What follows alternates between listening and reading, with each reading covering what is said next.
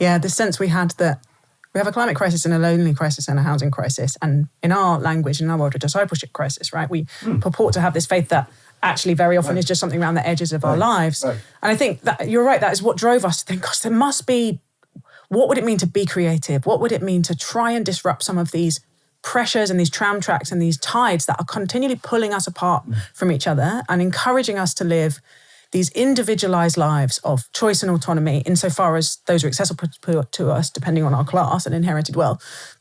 What would it mean to actually choose towards interdependence, to choose to commit to an area, to choose to commit to a bunch of people? And in the book, the definition I have of pride is it's just sort of, it's almost the same as my definition of sin, which is disconnection, is our tendency to want to, Luther and Augustine have this Latin phrase, homo inconvertus in se, which is humans turned in on themselves.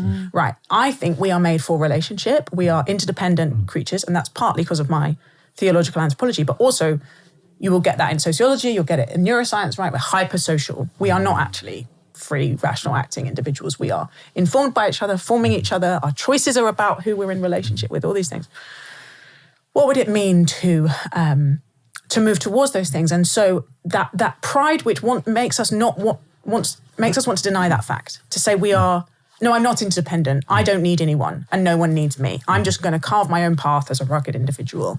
That's pride for me. And so living in community like we do, and also being part of a local congregation, but there's other ways to do this, is the way I think about it is pride prevention medicine. It continually reminds us of our interdependence and makes it difficult for us to turn in on ourselves.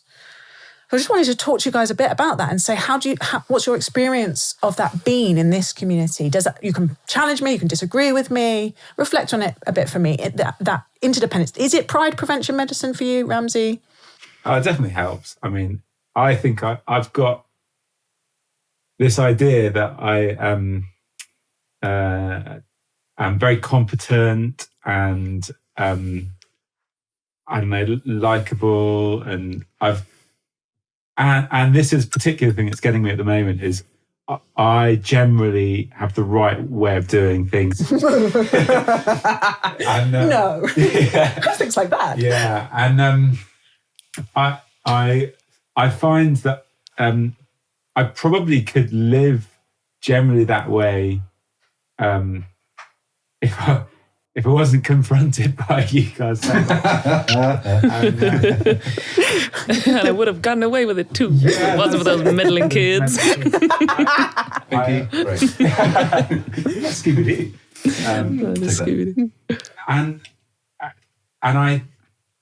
I think, well, I mean, just having to be open and have conversations about dishwashers and express my needs and say when things are upsetting me is really hard for me, but I think it's also good.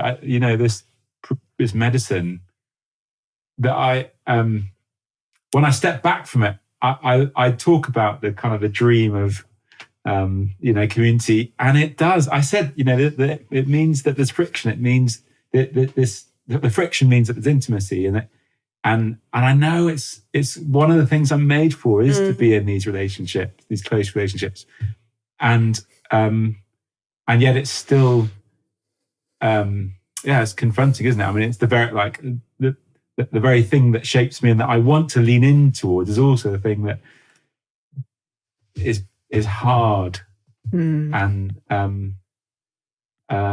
forces me to confront my conceit. It's easy to believe, isn't it, that our granular preferences are morally superior? Yeah. Part of me really does believe that. Yeah. Yes, it is.